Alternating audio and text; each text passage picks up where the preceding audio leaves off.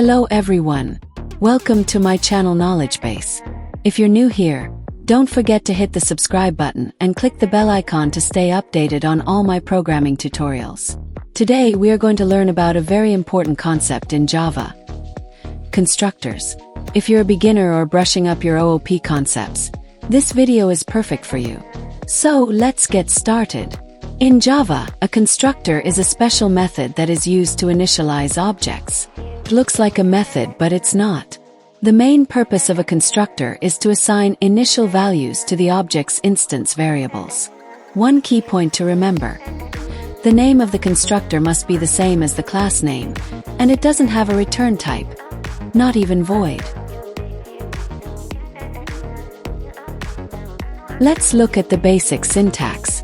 This is how we define a constructor in Java. As you can see, the constructor has the same name as the class, and it doesn't specify any return type.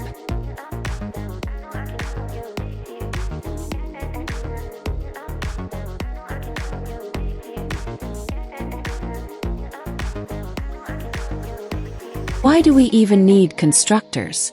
Imagine creating objects and having to manually set values every time. Constructors simplify this process. They help initialize the object properties at the time of object creation, make our code cleaner, and reduce redundancy.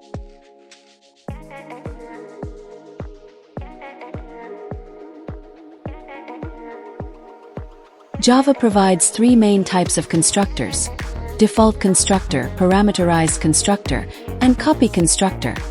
Though the last one has to be written manually by us, it's still widely used.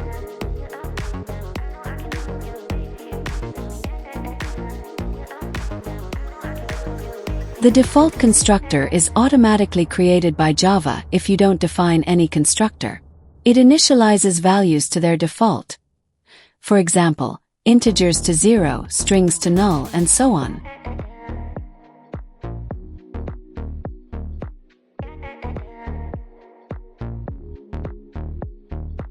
When we want to assign specific values at the time of object creation, we use a parameterized constructor. For example, in this student class, we are passing name and age and storing them in instance variables.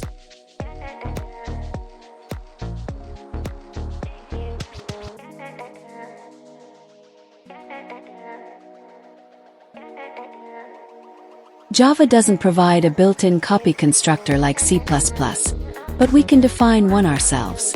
It's useful when we want to create a new object as a copy of an existing one, as shown in this example.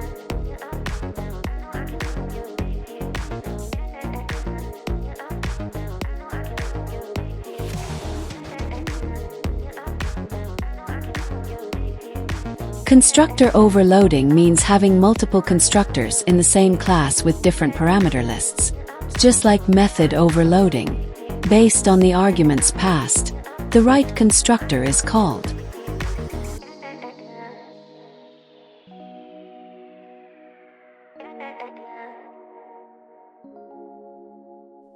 Here are some important rules to remember. Constructors don't have return types. Their name must match the class name. You can overload them, but they cannot be abstract, static, final, or synchronized.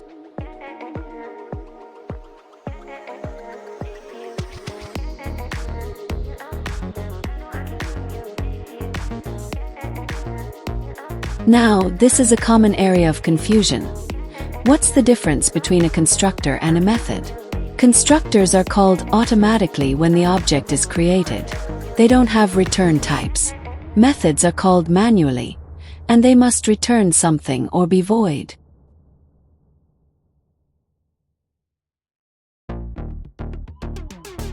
Let's take a real-world example. Imagine building a house. The constructor is like the blueprint setup that happens automatically when construction begins. It's a one-time setup per object.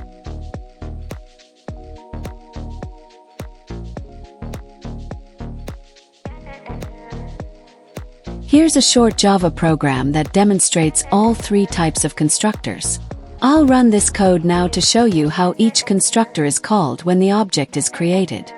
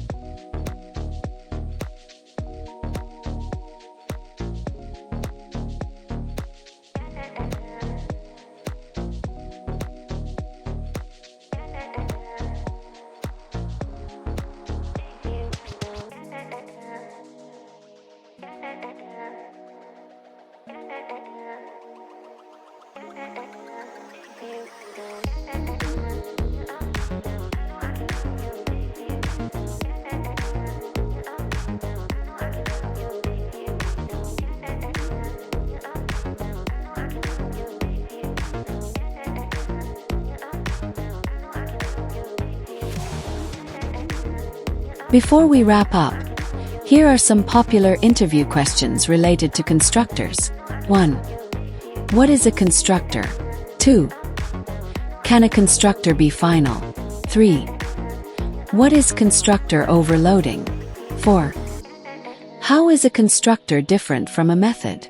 Do let me know your answers in the comments. To summarize, constructors are essential in object initialization. They can be default, parameterized, or user-defined copy constructors. Overloading constructors improves flexibility, and they are often tested in interviews.